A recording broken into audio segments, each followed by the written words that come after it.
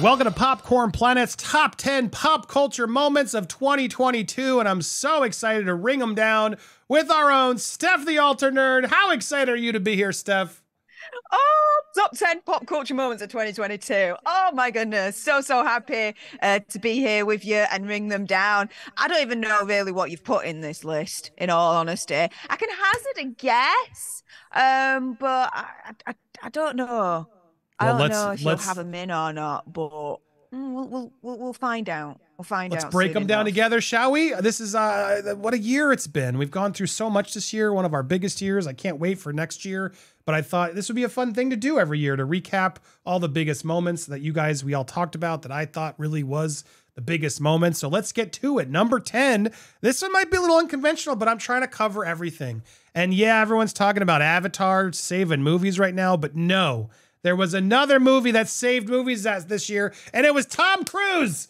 Top Gun Maverick was the top 10 movie moment, pop culture moment for me. My goodness, guys, what a fantastic film. I even bought a physical copy. Well, I think Teresa got it for me. Thank you. I'm so happy to have it because Top Gun Maverick, man, it made me weepy. It made me excited. It made me want to go back to the movie theaters again, and it made a lot of money. This was the movie of the year that really brought people back into the theaters. I think people were pleasantly surprised by this. And I got to say, Tom Cruise, whether you like him or not in his religion, he knows how to make a good movie. And Top Gun Maverick, come on, Steph, wasn't that a damn fun movie? It was so much fun. Oh my goodness. We were lucky enough to get technically the world premiere back in April in Vegas at CinemaCon. And I enjoyed everything, the nostalgia, the storyline, the stunts, the planes, the music. And yes, there was a volleyball moment. Spoiler alert, if you haven't seen it by now, what the hell? It was amazing. It was Andy loving away next to me. I was weeping. And I'll say it. I think it was better than the first. But there you go, Top Gun Maverick. It deserves its name on the list because it really, of all the movies this year, it did step up the most. Number 9, something else a little unexpected potentially, but now we're going more music, television. I think an amazing resurgence of an amazing artist, Kate Bush. Running Up That Hill was absolutely a pop culture moment of the year for so many people. I know it was in my household, all over the radio, my family. Stranger Things season 4 was incredible. Max got to step up. What an amazing role that Sadie Sink got to do. It's again another time I got weepy in the show. It's really well done, and that I think is one of my favorite music cues in a show, and like a combo in a really long time. Beautiful use of the song, and such a nice way to see Kate Bush make millions this year on an older song that she got to really get out of nowhere, just celebrated and brought back out. It was such a fun story. I know a lot of people were excited for her, and it was such a catchy song. Come on, Steph, right? Wasn't that song and that use of it pretty amazing? Absolutely. It was just oof. And special mention to Eddie with a Metallica moment. That was insane. Shout out but Metallica as well. Yeah, 2 words for the Kate Bush situation. UK represent. Yep. Those were important moments right now. But now we're going to get into number 8. Some more stuff that you might have seen here. We've talked about more regularly. But number 8, this would be higher on the list if we hadn't already seen a lot of his shenanigans, if I'm being honest, Steph. I'm sort of over his shenanigans, but these shenanigans were pretty hard to ignore when Jussie Smollett was finally found guilty. It had been up and down. He had gotten free, gotten right. It was all over the place. And then finally, an amazing judge was sitting there and really let him have it. Just unleashed on him with total facts. And then Jussie, biggest narcissist in the world, was like, no.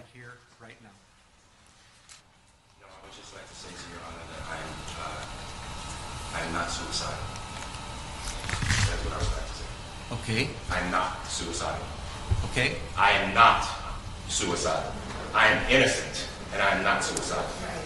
If I did this, then it means that I stuck my fist in the fears of Black Americans in this country for over 400 years and the fears of the LGBTQ community. Your Honor, I respect you, and I respect the jury, but I did not do this, and I am not suicidal. And if anything happens to me when I go in there, I did not do it to myself. And you must all know that. I respect you, Your Honor. I respect your decision. No, he doesn't. Jail time. I am not suicidal. Okay.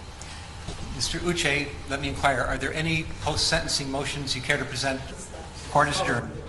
And then it kept going, guys. I am not suicidal. I am not suicidal, and I am innocent. I could have said that I was guilty a long time ago. Oh, no, get the hook and pull him away. It's over. My goodness, Stef. Jeez.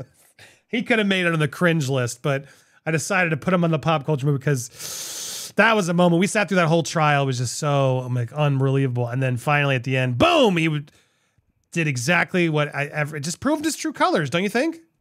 Yeah, I remember that stream very clearly, and I was kind of nodding off a little bit. I was like, oh, this is boring. Okay, people are defending him. It's all BS, blah, blah, blah. And then all of a sudden at the end, I'm like, perks up. I'm like, what the deuce? So yeah, that was certainly a mad moment. Mad, and yeah, and no, he didn't. Nobody cared. He didn't. No one tried to Epstein him. He just got out pretty quickly, sadly. And yeah, now he's out there trying to say like nothing happened, and pretty disgusting. All right, number seven on the list. Where to even begin? Ezra Miller and all his controversies. I don't even know where to begin on this, Steph. What a year Ezra Miller had. It was just one day after another, more accusations, more things kept coming up. And for some reason, he never had to take any accountability. Warner Brothers, the studio, just kept covering from him after multiple arrests. But it was just unbelievable, the amount, and all these charges came through, and then videos started coming in. And then, yeah, he did this message to them, disorderly. It just was non-stop. There was a whole video where he was yelling at the officers, saying he was non-binary and that he didn't want a man to search him. It was just so performatory and frustrating and refused to take any accountability. And then we got word there was a whole cult brewing where he had figures of the Flash on an altar with women coming forward with even more accusations. Steph, I can't even scroll through all of it. The accusations are insane that this man is still the Flash, but he came forward. He apologized. He has now stayed out of the news. I don't know what Warner Brothers did to get him to stop, but they did because they got a $200 million movie on the line, and he's the lead character that they can't even reshoot it. The drama was unreal. They had to become one of the biggest moments. Number 7 on the list. What do you think, Steph? Yeah, definitely well deserved to be on the list, but unfortunately for all the wrong reasons for them. What really frustrates me now in terms of the state of play with Ezra Miller, and when you come to think about it, Amber Heard, is that James Gunn, who's now taken over Walter Hamada in terms of the direction of the DCU and whatnot, and the films there, he's basically fired every actor apart from Ezra Miller and Amber Heard. James Gunn, what the deuce? Money. That's what did it. Money. I hear the movie's great, and he's like has multiple parts. You'd have to throw the whole movie away. You can't just reshoot his part. That's ultimately what's happening here. But you're right, Steph. Doesn't justify it. It's strange. But there you go, Ezra, number 7. All right, let's get to number 6 on the list. Oh, somebody should start worrying, darling. The drama of this film was more interesting than the film itself. Olivia Wilde, my goodness, I don't know what she was thinking. We covered her a little bit on the cringe list with her turn against Miss Poe. Florence Poe, wonderful actor, the best part of this movie, hands down. Really got the short end of the stick and all this. And to her credit, stayed very professional through it all. But the whole don't worry, darling drama was just so annoying but epic throughout our coverage. And I think it all culminated with Spitgate. We have to bring it up. Did he spit? Did he spit on Chris Pine's shoes? People are still unclear, Steph. What do you think? We're going to watch it. It's like a Zapruder film.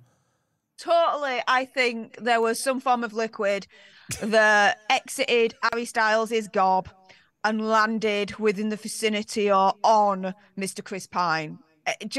Yeah. I don't know. Yeah, it sure seems that way. But yeah, Chris Pine, I guess got spit on. That's where it's stupid. Allegedly. Should have seen the memes though. They were funny. things that the people superimposed of what came out of Harry and landed on Chris Pine. That were funnier. It was wild. And then then they came out and said he's innocent. They didn't do it, but I still don't buy it. That's just too weird. It looks like he spit on him for sure. Number 5 on the list, biggest pop culture moments of the year. Elon Musk. Oh geez, I had it already.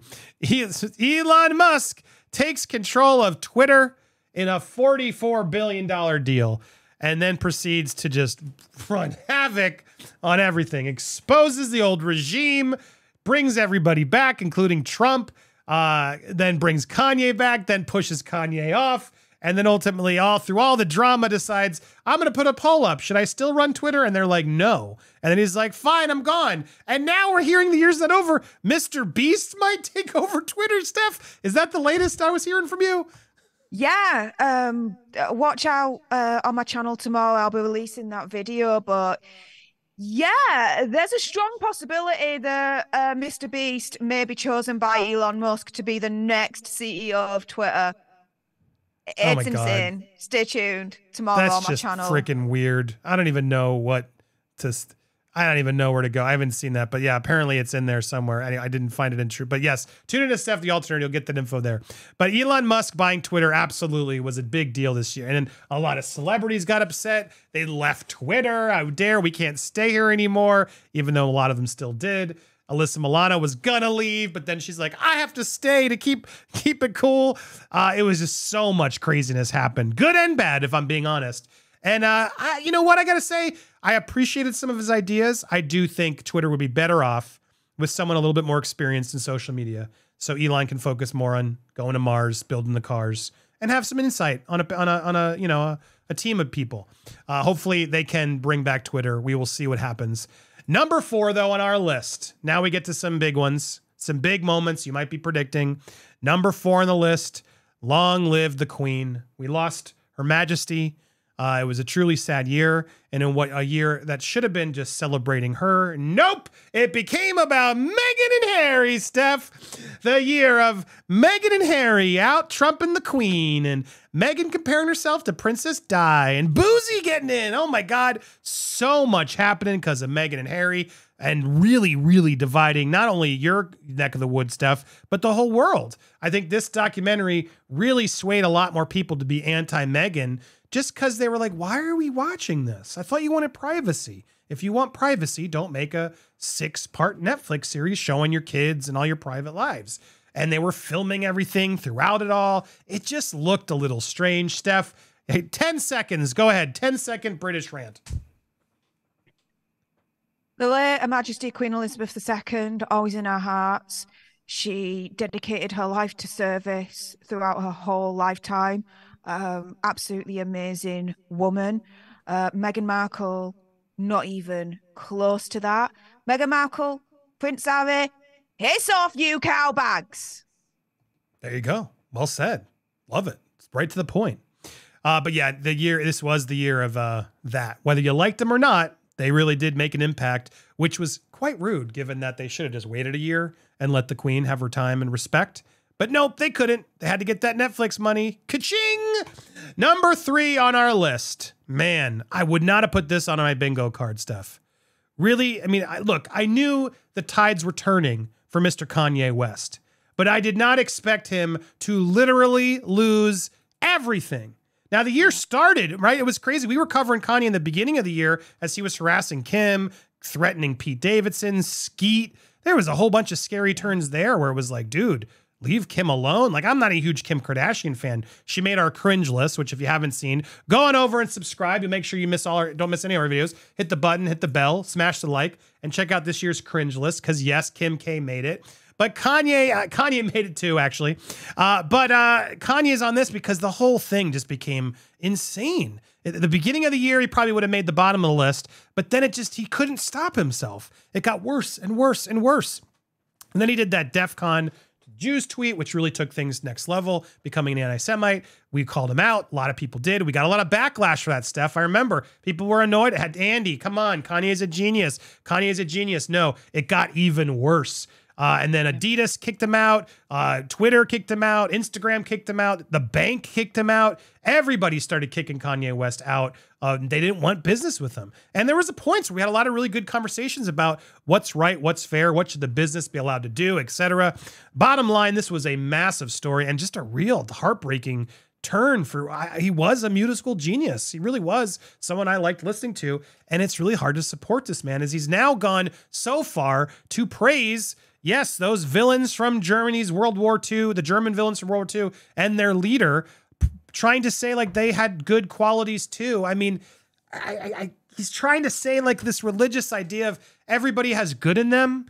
I do understand it. I'm not dim, but no, those guys didn't have good in them, especially Mr. H, the leader of the group. No, that guy was a deplorable, disgusting, a homicidal maniac. And I'm sorry, I don't need to hear about the good in him. And the fact that Kanye needed to triple down on it, Steph, was really, really scary. Do you think there's a way he can turn this around? No, there isn't. There really, really isn't. You know, it makes me angry that, you know, right at the beginning when, you know, we were calling Kanye out and calling a spade, you know, he's an anti-Semite. This is ridiculous. He shouldn't be saying this stuff. It's insane. The amount of hate that Andy and I got for our videos, for telling the truth and standing up to Kanye was insane. But it's just really, really good now that so many more people are waking up to the fact that he is no good whatsoever. And if you can literally out-freak Alex Jones on his own podcast, you definitely have crossed a line at that point. Point of no return. He's gone. He's done. He's gone. I don't know where it's going to come, but it's a sad story. I don't take any excitement in it at all. I really wish the best for him and his kids and Kim. But man, what an ugly turn. I never would have predicted that happening to Kanye this year, but it did get worse and I hope it doesn't get worse, but we'll see what happens. Number two, I got to say another thing I don't think anybody expected. Nobody expected. World movie star, global sensation, happiest man in the room, Will Smith. Coming on up to Chris Rock. Oh, wow. Wow. Wow, indeed. This literally is now just known as The Slap. And yeah, this was definitely, any other year, this would have been number one, Steph, if I'm being honest. But we do have something that trumped this. But my God, two massive celebrities live on stage. Will Smith comes up, slaps the guy because of a bad bald joke about G.I. Jane, then sits down and take my wife's name out your effing mouth. The whole thing was unbelievable. And I remember sitting there watching this stuff because I was one of the very few people who was watching the Oscars live as a movie lover. And I was sitting there watching him like, what? Is this I really thought it was a bit. And then they muted it on the most of the feeds. And I'm like, something's off here. And then Chris's reaction, I was like, and then I rushed to post the video and we had a huge viral success with that because we were one of the first ones up. But then even after I posted it, there was a feed from another country that had it uncensored. And that was when we really got to hear, you know, take my nice wife's name and everyone knew at that point, oh, this isn't a joke. But I remember, is it a joke? Was trending on Twitter. No one really understood it as we were all coming to terms. But my God, the night got even weirder because then he won Best Actor and everyone applauded and stood up and Will Smith went to the awards and Chris Rock was literally assaulted on stage. This was Hollywood at its worst, just showing how they all wanted to pat themselves on the back. At the end of the day, Will has now finally released his movies, sort of back out in the world, but it is a whole big deal. The slap itself, the aftermath, his cancellation, should he be forgiven? This was a big deal. It's still going. But yeah, any other year, this would be massive. What final thoughts on sort of wrapping up the slap heard around the world, Steph? Yeah, this definitely wouldn't have been on my bingo card this time last year for predicting what was going to happen in 2022. I just remember waking up because this happened in the middle of the night for me when I was asleep in the UK. I remember waking up, my Twitter, it just blew up. You know, all the tags that I was getting into with this situation. And even I was like, is that a joke? Is that real? Was that planned? Was that staged? Because I thought they were mates. Do you know what I mean? And buddies and all that malarkey. And then it quickly transpired, oh no, this was no joke. And yeah, my jaw dropped to the floor even further. Yeah. But who made number one? If this is number two, Andy. Well, she's the Breaking Bad, that Steph, shocked me enough, but what was number biggest one? pop culture moment, without a doubt. I mean, come on, without a doubt. Not since the O.J. Simpson trial did we see the most insane moments for months of the mega superstar Johnny Depp going after the awful, disgusting Amber Heard. Now, obviously, this was the most Google trended, everything, most viewed. It blew our channel up. This was what everybody here is watching. This is without a doubt the biggest moment of the year. But it was so much more to it. What was so crazy about this story was the fact that, we had been covering this for a while, right? We've been covering this story for a while, and we sort of knew the outcome. We knew the reality of what was going on. And it was to me, like Game of Thrones' Red Wedding. We were all sitting there watching as people were learning the truth about Amber Heard and what actually happened. And that was what was, I think, so eye-opening for us and have so many, because everybody's assumed Johnny was going to be the loser or the abuser. And not anybody who followed this trial really understood the depths that Amber Heard went to lie, cheat, and do everything that she did. So it was kind of unreal to see the world in real time, you know what I mean? Discover it. Because we had so many viewers who were watching this trial, and I seen the comments who went in, rooting for Amber, assuming Amber was going to be who they supported. She must be telling the truth. And that testimony, man, just changed everything. And I think it was just one of those moments that again, not since the O.J. Simpson trial have we had such a day after day celebrity, judicial, pop culture, really just culture moment, around the world that really, I think, changed a lot and also did a lot of good. Johnny Depp, I got to applaud him, really stood up for men who aren't traditionally believed in these sort of situations ever, because it's always the man who does it. The women can't abuse men is sort of some people still trying to get this narrative out there. But no, Johnny stepped up. He stood up for himself. He proved to the world. Amber said, no one will believe you, Johnny. And oh my gosh, Steph, did they believe him? Right? This is, what bigger moment of the year, pop culture moment could there be than the Johnny Depp Amber Heard trial? Yeah.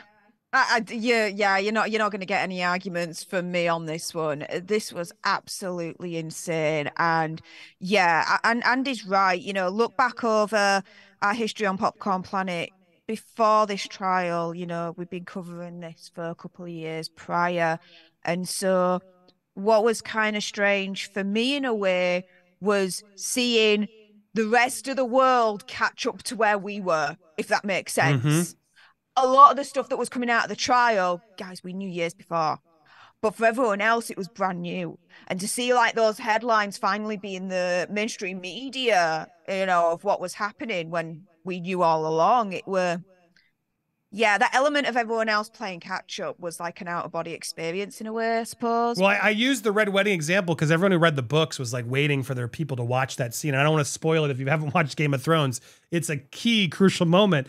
But the book lovers are they got their cameras out to record the reaction because they knew how surprised everyone was going to be. And there were moments like that where we were waiting for the charity to be proven, right? We were waiting for so many moments throughout this trial to finally come out and to watch Amber have to react to them, because we just knew. We had heard the tapes. People hadn't heard the audio tapes. All this stuff was unfolding live to millions across the world. This was the biggest television show it was around the globe. And it wasn't even really on TV. I don't think even the mainstream media or television networks were fully prepared for how big this trial, the expectations was, because when else do you see? So much dirty laundry being aired, so much private stuff. I feel bad, but so much had to come out because Johnny was that desperate to clear his name. This was a man whose life was destroyed.